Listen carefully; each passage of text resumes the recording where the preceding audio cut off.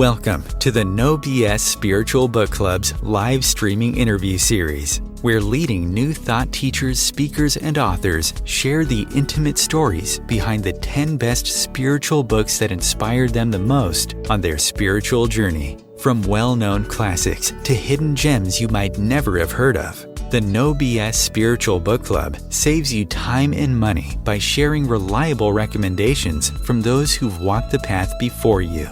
The No BS Spiritual Book Club, the only no BS guide to the best spiritual books to inspire your own journey of self-discovery. Here's your host, founder of the No BS Spiritual Book Club, Sandy Sedgbeer. Hello and welcome. From being an ultra-marathon runner and a helicopter pilot to surviving a near-death skydiving experience, Bill McKenna's thrill-seeking life experiences shaped his life and his professional approach to personal growth and his business endeavors. He transitioned from his former life as an adrenaline enthusiast into a role of spiritual guidance, where his deep exploration into the realms of self-discovery and spiritual awakening led him to pioneer methods for inducing significant shifts in our consciousness and perspective that have been featured in Newsweek, shared at the Institute of Noetic Sciences and the International Association for Near-Death Studies, and on the Shift Network and Gaia TV. Bill is the co-founder and co-creator of Cognomovement, a groundbreaking exercise system that rewires nervous system patterns to create changes in physical, mental, emotional, and spiritual health. He's also the author of the book The Only Lesson and co-host of New Life Perspectives on UK Health Radio. And he joins me now to share the 10 books that influenced him the most on his spiritual journey. Bill McKenna, welcome. Oh, thank you so much. I just love what you're doing. It's so awesome. Thank you. So you say that narrowing down your list was akin to navigating a labyrinth of enlightenment. Tell me more. Well, there's been so many books that have influenced me, on this journey that I, by the way, had no interest in going on. I wasn't at all interested in anything spiritual, before, but I had this very abrupt, very aggressive spiritual awakening.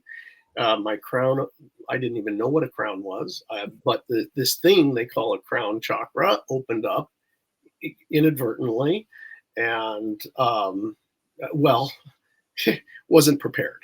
Anyway, so my heart goes out to all these great masters and teachers that wrote all these books and the real in life masters that helped me down the road. It's interesting, isn't it? Because, we all read a lot of books, and over a lifetime that can amount to many hundreds. And there's a few standouts, but we don't often we don't contemplate what those books actually did to change our thought processes, change our outlook on the world, even change our lives and careers. Oh, yeah. It changes everything, really. It's everything. When your consciousness changes, your understanding changes, so too goes your life. And that certainly happened. So the books on your list, did you list them in chronological order? I did. I listed at least, it kind of gets somewhat a little, jumbled up towards the end. But the real super important ones, I wanted to put right at the beginning, because, and the number one that I put at the beginning is The Conversations with God by Neale Donald Walsch. Now, I'm sure everybody's probably is bestseller. And I was rifling through books like crazy, trying to understand what's going on. And this particular book came to me in a very odd way. I would have rifled through it, not thought 2 cents about it.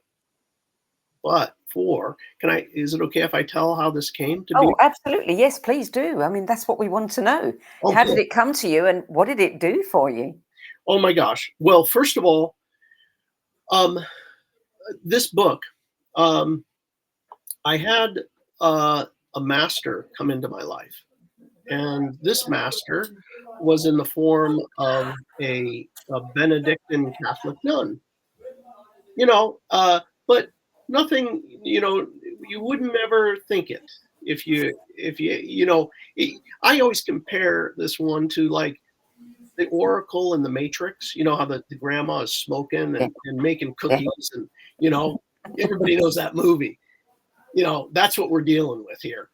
And anyway, this particular nun was caretaking for a priest for a decade, and he was incapacitated in bed, and waiting on hand and foot. And when they were kind of going through the process of the decade, he was like, when I get over there, I will come back and I will tell you what's up. And if you go before me, you come back and tell me what's up. And I'll do whatever I got to do to try to make that happen.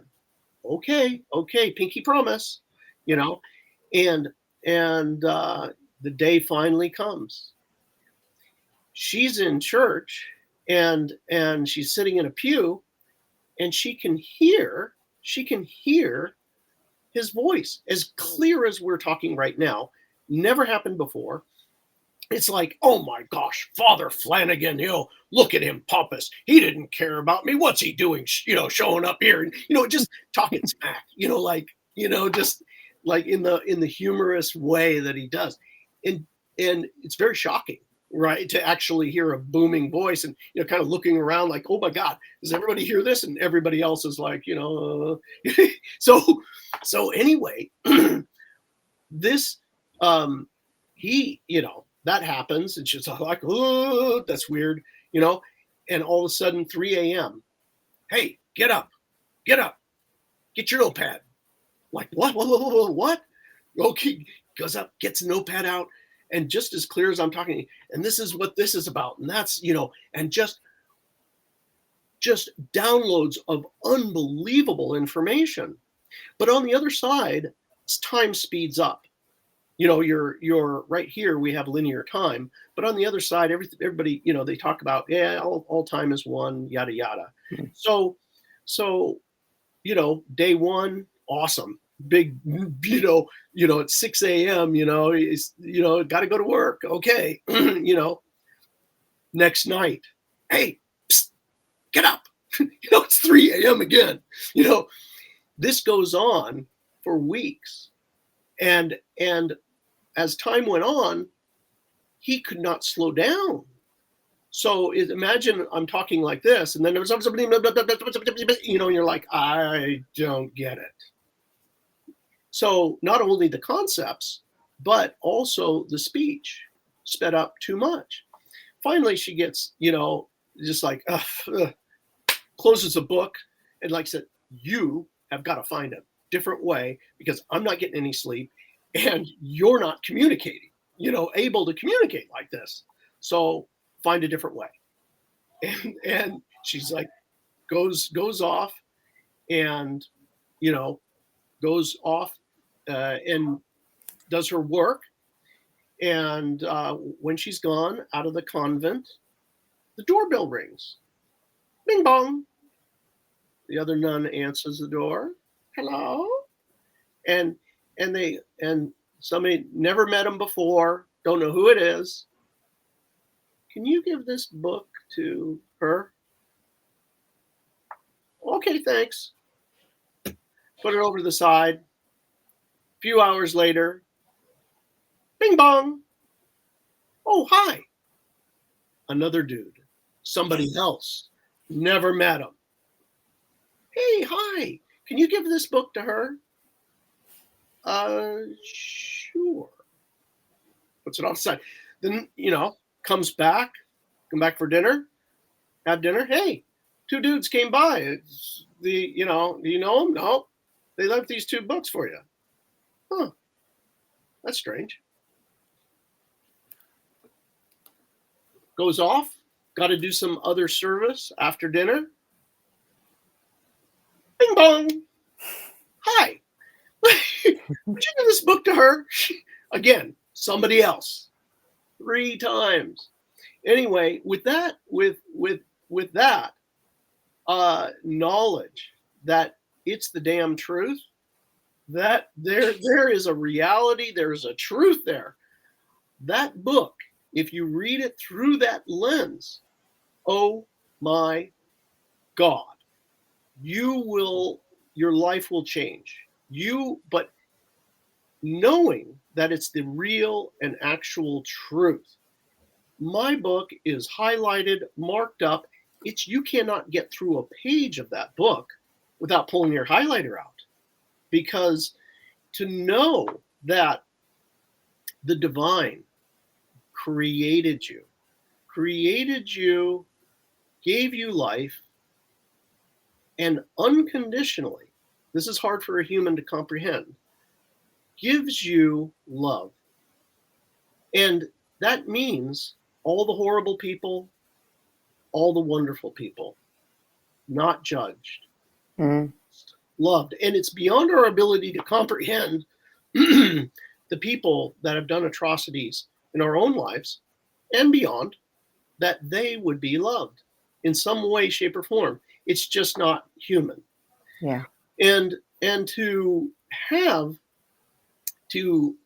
this understanding of how life works, that the divine wants nothing from us at all and won't punish at all. You'll have natural repercussions in your life, natural ramifications of the choices you make, of the energy you put out there, but it's yours. It's yours to do with what you want. So was this mind-blowing when she clearly recommended to you that you read it? How did it? I mean, you said that you've highlighted so much of it, but on what level did it blow your mind? What the level that it blew my mind on is that we are created. We are created and given absolute free will. Free will to do anything that we want with. And in our human world, what happens is we experience like, oh yeah, daughter, son, mom, dad, you can do anything. I always loved you. But there's limits. You took my money. You stabbed me in the leg. You fill in the blank. Whatever you did, you made a choice to marry somebody else. Whatever be the case, that love really comes with conditions. We get to understand this from the very beginning. But to understand that you have free will and you'll always be loved. And that the energy that we're putting out in the world, whatever that might be, only has one choice, in that it is all one universe. So everything must return. It must return, typically from someone else at a different time, a different place, where we don't really associate the two. And that goes with all of the great things, the service that we do. So many spiritual teachers, I find that, they're giving, and they're like, oh, but I am poor or whatever. That gift is coming back in a different way. It's just coming, that service comes back. And there's interesting techniques to kind of go on this treasure hunt of where did it come back? And how did I receive back? Because I can't see it. I can't see it. It's life changing. I mean, once you start to shift your perceptions in that way, everything changes, doesn't it? Yeah. Well, let's move on to book number 2, which is Power versus Force: The Hidden Determinants of Human Behavior by Dr. David Hawkins. This was published in 1985. Oh my gosh! It's been a while. It became popular with Oprah Winfrey.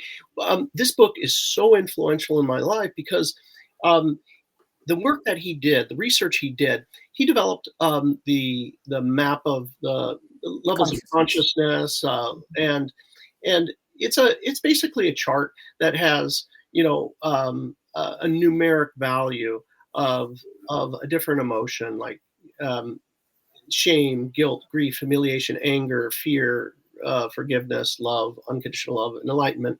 And this ladder that we all walk up on, he made some really interesting observations of the human condition. And the huge benefit that he gave me was that knowing the benefit and drawback of each step on the ladder.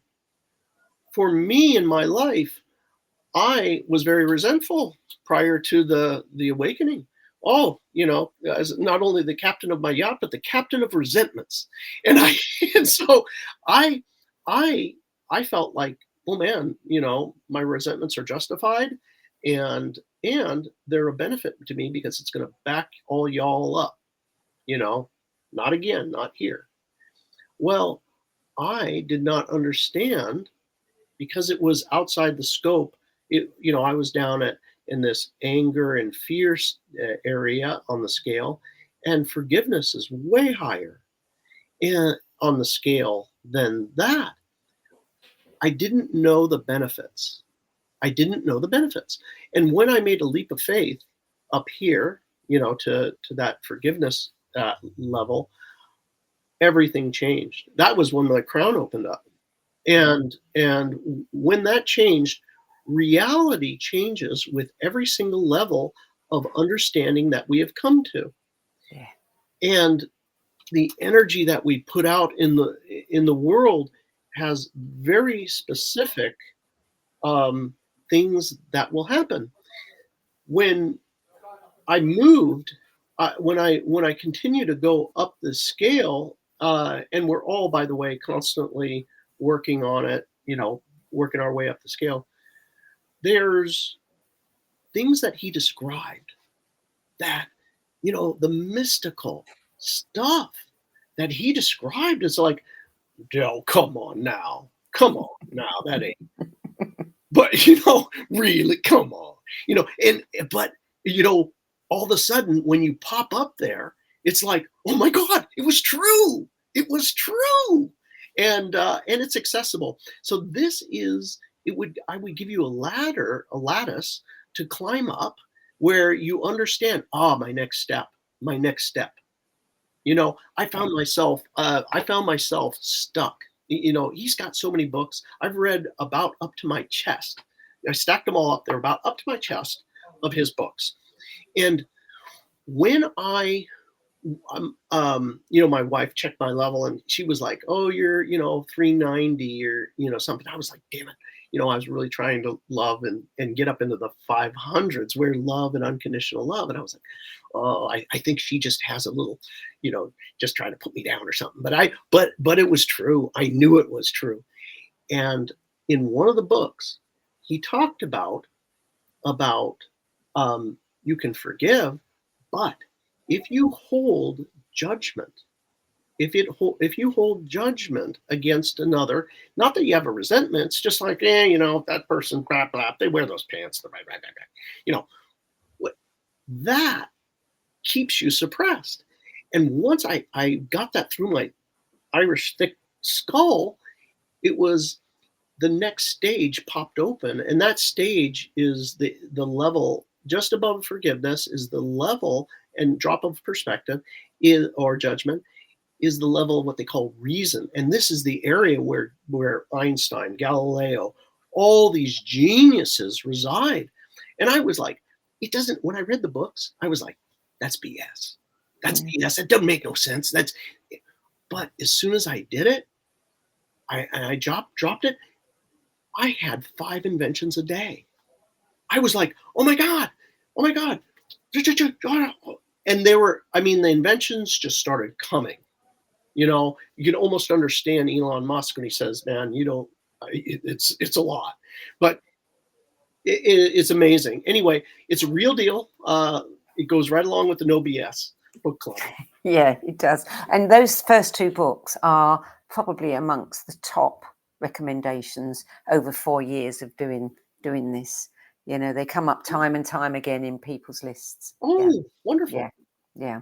The third one isn't quite so. I mean, I haven't seen this one on the list before. Adventures Beyond the Body, How to Experience Out-of-Body Travel by William Ballman. Yes. Published in 2014.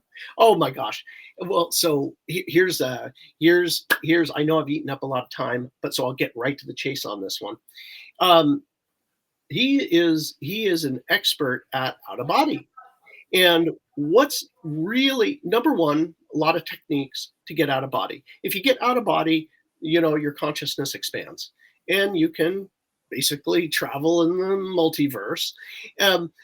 But here's the big thing that I got out of him. Be commanding. Be commanding. He figured out when he goes out of the body, it's like next level now, or I want to talk to this person now. And he is very, very focused. And with that focus, you'll go right to what you want to do, see, or whatever. If you willy-nilly, just like, oh, I'm out of the body, oh my God, wow. At first, when you go out of the body, you're going to be like, oh, wow. And then people say that, some really weird things can happen. Yeah, some really weird things. So anyway, if you find yourself there, if you happen to find that type of thing, great book, really what I would call practical. All these books are very, very practical. So you took his advice, you did it, Absolutely. And had some incredible experiences. Yes, and being very focused, and this is what I'm doing. Do you ask to speak to people? When I go out of the body, I would do other things, I want to see where the next house I'm gonna live in is, and I'll be boom, I'm outside and I'm in the cold. I'm like, oh, here I am. Oh, wow, didn't expect that. Stupid stuff like that. But I have done that as well. Like, I want to talk to this person or that person. Let's have a conversation. Interesting. Well, book number 4 is Instant Healing, From Cutting Edge Scientific Research to Ancient Rituals and Holistic Medicine, Powerful Drug-Free Methods to Help You Heal Your Body and Stop the Pain Now, by Serge Kahili King, published in 2000. I've heard a lot about this book. Oh, you did? Really? Oh, Yeah. I just, again, super, super practical, So this book is really a book about the quantum and your ability to choose a reality. This is required reading. Everybody, you just go get it because it's practical. I read the book and I had had some experience, prior to, but one of the things was like burn your hand. If you burn your hand on a pot and you were to make the exact same movement and say, like, psh, I put my hand in the exact same motion, nothing happened. And then, oh my gosh, no burn. It doesn't even, seem like this is possible, but it's possible when you actually start to experience it. Broken bones, like the type of stuff that is definitely unexplainable. other than this quantum realm where you understand that whatever your reality you choose that's what's going to be. And the trick there is to not buy into the pain, not buy into the fear. I had the experience, a really fun one, because I don't know what's wrong with me, but I read the book, and I'm like, oh, this is great. What do? Not but a few days later, I reach in the oven and I pulled out a pan. It was like 400 degrees. And I'm like, psst, and I'm like, what is wrong with you? Never in my life. And I was like, nothing happened. And there it was. Nothing happened. Instant or slowly? Instant. It was within minutes. Like within 5 minutes. Wow. Within 5 minutes to absolute nothing. But I had to really not buy into it. There is nothing happened. Yeah. I just don't buy into the pain. Yeah. Don't buy into in that field. My previous life of, burning my hand or cutting myself or whatever, ignoring the previous experience and creating a new experience. Yeah, I've used crystals in those situations, but it takes a few hours for the burn to go and the pain to go. But I'll try that one. Oh yeah, you got to get that. It works. Well, yeah, I don't want to. Anyway, yes, it works. So, book number 5, Ancient Secrets of Healing Masters. A healing master, a Western skeptic, an Eastern master, and Life's Greatest Secrets by Clint Rogers. That sounds like a very intriguing book. Oh my God. So probably a decade, I was following Dr. Naram. And Dr. Naram, he was a master of, they call it Siddhaveda, Ayurvedic type healing stuff. But I watched him, like people had like stuck shoulders, and he would be in there and he'd be pushing on a part, touching this, touching that. He'd be like, okay, whoop. And people are like, if you've ever had a stuck shoulder, I mean, it'll put you in tears. You cannot move even a fraction of an inch. Yeah. But like literally one thing to the next, like your mind is blown. They look at things very, very differently. And he passed away. And I don't know if it was right after the book was published or right before the book was published by Clint Rogers, who's, since become a friend of mine. And Clint is basically keeps up and promotes the work of him. They have figured out through the pulse what type of energies are running hot and cold for you, and to make adjustments. So many people have gone to the clinics or just read the book and like gone from horrible diseases to, oh my gosh, I'm fine. And Clint has so many videos. I think there's a beautiful TED Talk out there. There is a recipe in that book for mung bean soup. And this mung bean soup, in there, your digestion, or if you have blood sugar issues or other issues, this balancing of these, 3 different energies that we all have, a natural side effect of these combination of, the different ingredients, which you're going to have to go to the Indian store to get. There's some jungle plums. Who heard of jungle plums and shing, just, every odd thing. Anyway, the stuff in there, there's so many things that work. So I love what you said. He said his teachings, the teachings encapsulated in his poignant quote, "I did not come to teach you. I came to love you. Love will teach you. Reveal the deep love and compassion that underpin his healing practices. That's a beautiful thing.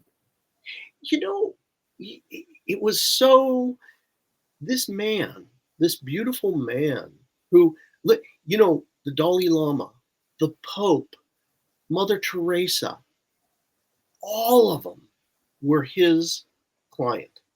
All of them. That's, when you see this, it's like, holy cow, you know, and he lived that. He would go out. This man would work for 12, 15 hours. And then he would be like, okay, let's eat some mung bean soup. And you know what? I got all these blankets. We're going to go out into the streets and we're going to put blankets on the homeless and we're going to give them some food. Worked all, you know, he's healing people all day and helping the homeless at night, giving them blankets. It's mind blowing. That a living, well, since passed saint, but beautiful work. Clint as well. Yeah. Well, we're going to take a brief break now, Bill. You're listening to not what is going on. You're listening to the No BS Spiritual Book Club show. And my guest today is co-founder and co-creator of Cognomovement, Bill McKenna. We'll be back with more on Bill's 10 best lists of books that really transformed his life in a few minutes. Home Times TV. Maya Angelou once said that there is no greater agony than bearing an untold story inside you. I'm Sandy Sedgbeer, and when I'm not hosting Om Times Media's flagship radio show What Is Going On and the No BS Spiritual Book Club, I help people share their untold stories. Books are my life, my joy and my passion, and there is no greater reward than helping aspiring writers get their books out of their heads and into the hands of those who are waiting to read them. If you feel that you have a book in you but don't know where to begin, visit sedgbeer.com, click on the Work With Me tab and find out how my experience helping others tell their stories might be just what you've been looking for. That's sedgbeer.com, sedgbeer.com.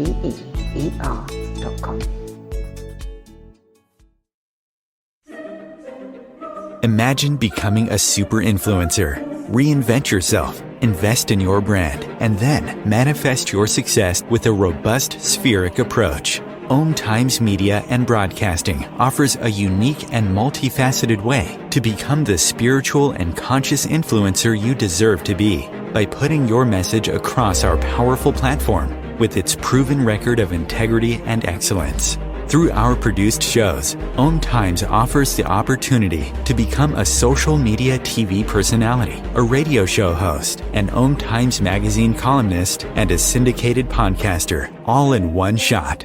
By live streaming your show on Om Times TV and broadcasting it across the extensive Om Times radio and TV networks, you become more than a host. You become an ambassador and a force for positive change. Om Times. Open yourself to the possibilities.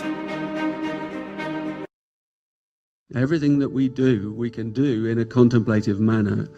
Through the art of contemplation, you can use the gene keys in a really powerful way. Gene keys is basically the code book of life. In the gene keys, the book is made up of these three levels: shadows, gifts, and siddhis. And the journey is through those three levels, kind of unpicking of the shadow states, the releasing of the gifts, and then the embodying of this higher consciousness called the siddhi.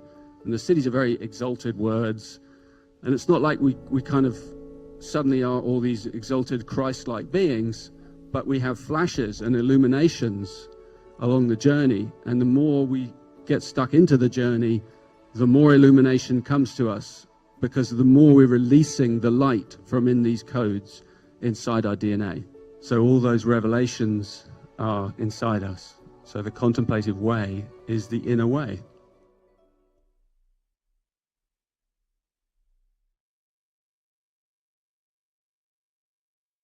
There are 16 million children struggling with hunger in America.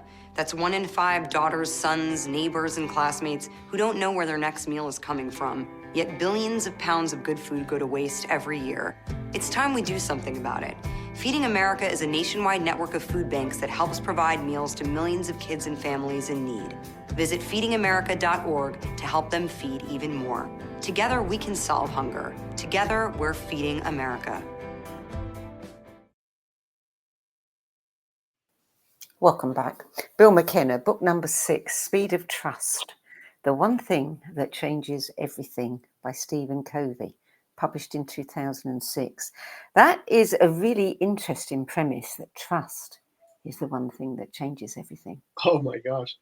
Never would have thought about it. Me Never. neither. Oh, yeah.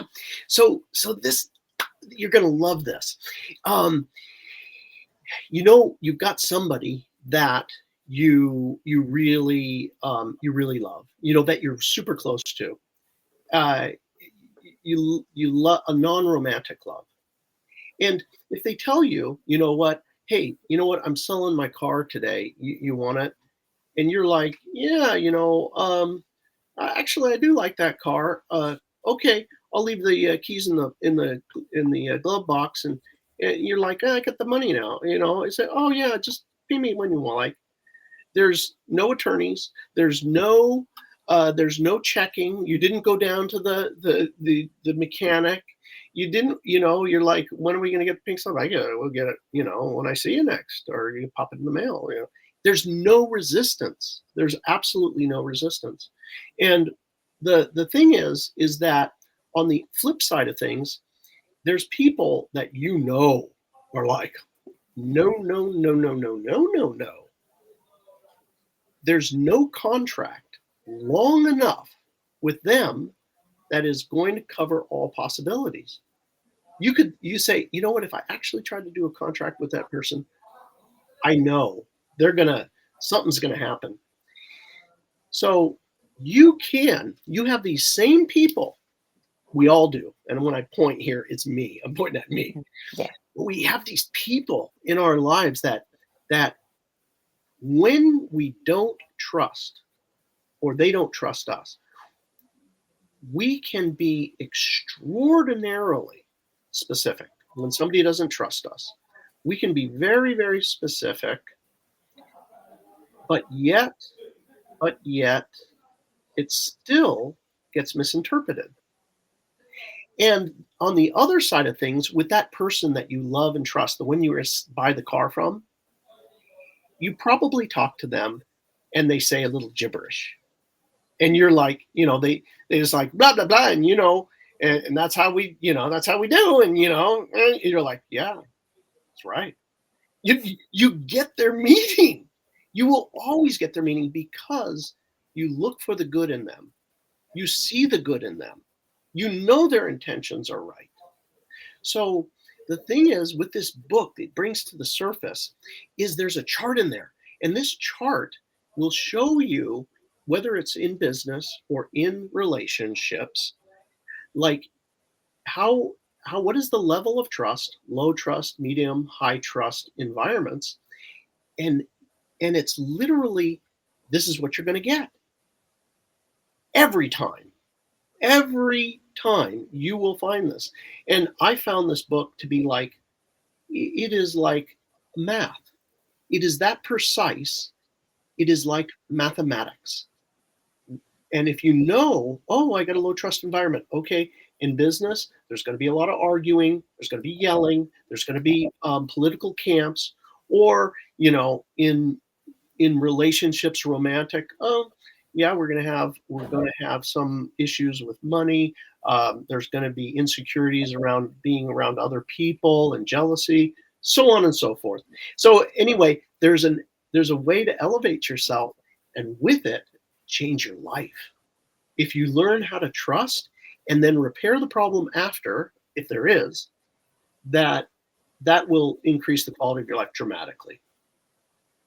Very interesting. I think of that in, more as my intuition.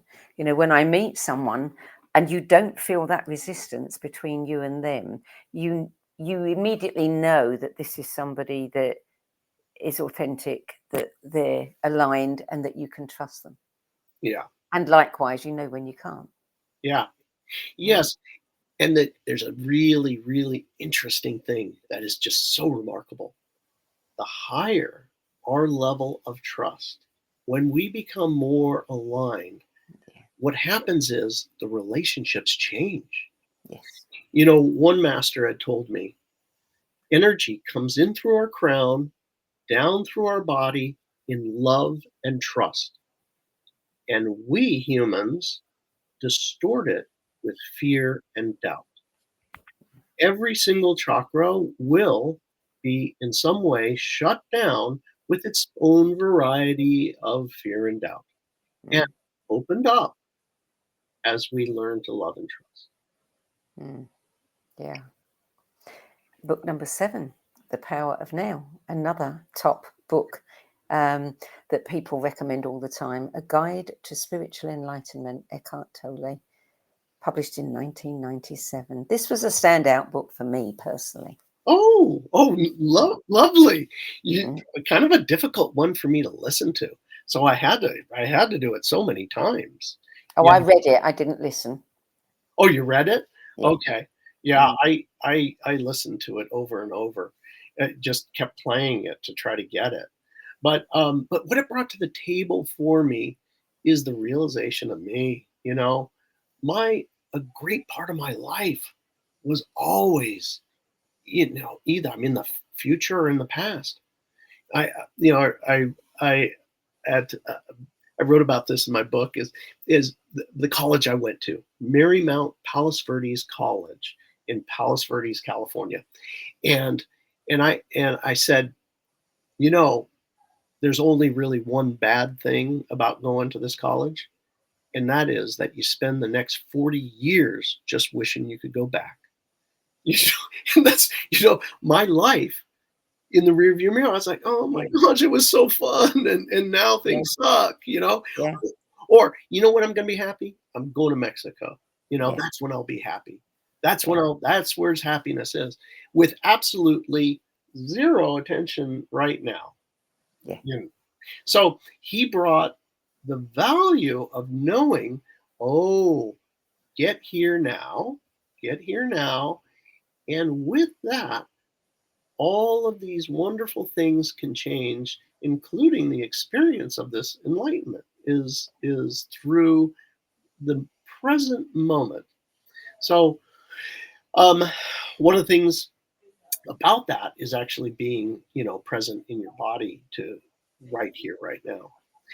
There's so much good stuff in there. I mean, you're going to listen to that, over and over, like me. The thing that stood out for me was the understanding that in this moment, nothing is missing.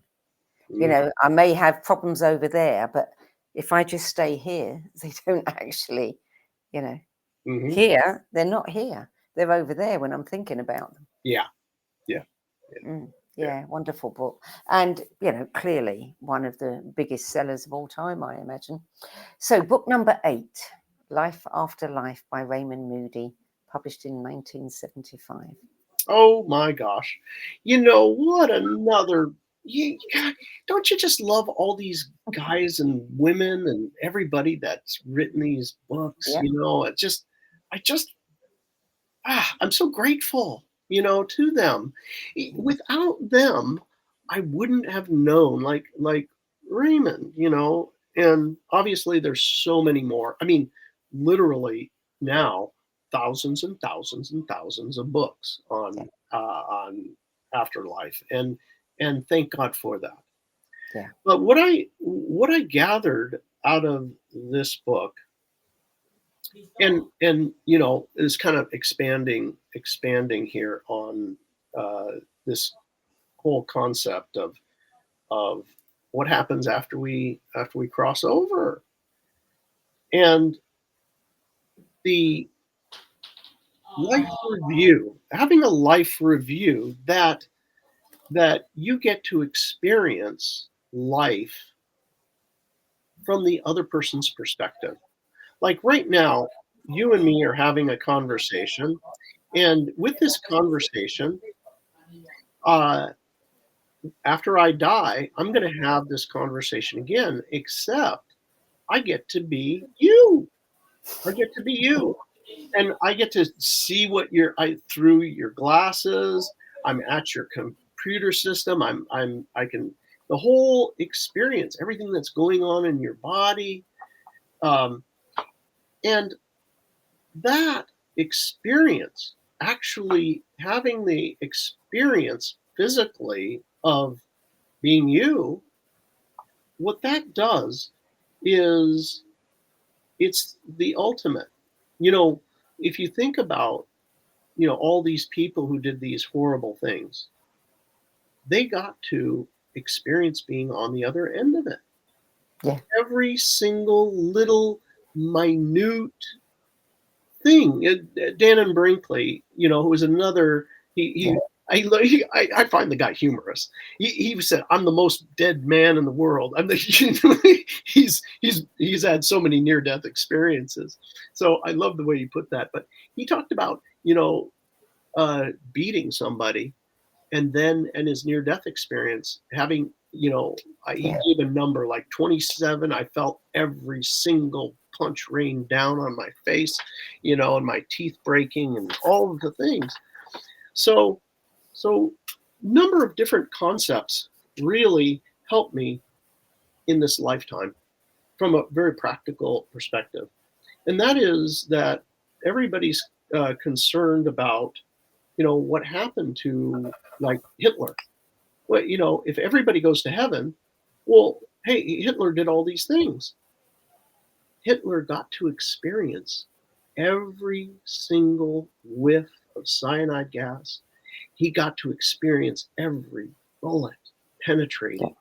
He got to experience the grief of millions and millions, the terror of millions. And he experienced it as that person. And he was loved. There's an angel there that's just, okay, you're experiencing this, and just held him there while he went through it. And I use this as extraordinarily extreme circumstance, but what more perfect situation? The insult, that I said to somebody, or not being as caring as I should be. That experience of whatever that is, I get to experience it. It's the ultimate. And how do I apply this in my daily life? The best I possibly can. I ask myself, how do I want to experience this? Yeah. Bill, you're going to live this. You're going to do this again, Bill. How's it going to go? What are you going to choose? You want to choose? You want to do that? How's that going to feel? So it really creates an expanded awareness that I really do my best. And by the way, I'm not perfect, but I do my best. And it's the best way to learn. The best way. Walk a mile in someone's shoes.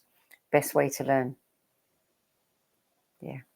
So let's move on, because we've only got about 7 minutes left and we've got 2 books to get through. Oh my gosh. Sorry. Number 9, You Can Heal Yourself, Louise Hay, originally self-published as a pamphlet in 1976 and then as a book in 1984. Oh, yeah. Again, another one you've picked that is in our top 10 of recommended books. Oh my gosh. Well, this is like super, super short. But here's the thing to get out of this one is that our body, this is one of the fundamental teachings and understandings, is that my body will express for me the emotion I can't process. I don't have time for grief, but my body does. And it's very, very specific. So, for example, grief, she says, the lungs. So if you've got a lot of lung infections, have problems breathing, maybe look at that. Do I have grief? Or, let's say canker sores, unspoken anger, that you just can't get out. Anyway, this book, you just flip to it, look up whatever your knee problem, whatever. Oh, does that make sense? It's not perfect, but it will take you in the right direction. And it's a jump at first to understand. It's also life-changing for people. I mean, the people who recommend this book, and as I say, there's so many of them who've had it on their list say that this book changed their life. And this book they find very accurate. Or at the very least, it gives them, thought, food for thought about, what am I experiencing and why am I experiencing it? So, yeah, it's another classic. Another classic. I wish I'd written a book like this. But number 10, You Are Psychic, The Free Soul Method by MIT-trained scientist Peter Sanders, published in 1999. Oh, I put this one in. There's so many good books that I've read around this subject, and it's hard to choose.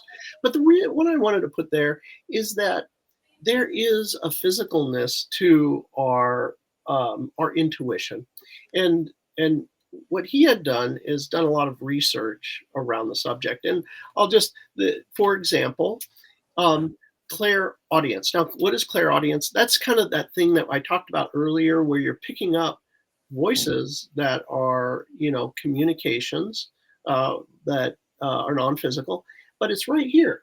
If you put your attention right over here, and, he said, basically, that's the area of attention to accentuate that. Up here, that connection with the divine, and that. So there are a lot of different things, and I like it because it's more of a kind of a scientific view of things. There's obviously, we could do an entire show on the science around intuition, and so many great research projects have come out. Well, we are going to do a whole show around the science of cognomovement. We still have to arrange that, but you and Liz Larson, who was on this show a few weeks ago, you've got so much there that we want to hear about. But we are almost out of time now. What I want to ask you before we close is, of all these people that you've talked about, all these authors, which one would you most like to have dinner with? Oh my gosh. Oh my gosh. You're asking me that is such a hard one. You've got so many great books there. I'm prepared because I'm like, oh my gosh, this is so good. It's so good. I'm gonna go with Dr. David Hawkins. Oh yes. He yes. He just has so much to. Yes. He has just a fountain of information and very straightforward growth.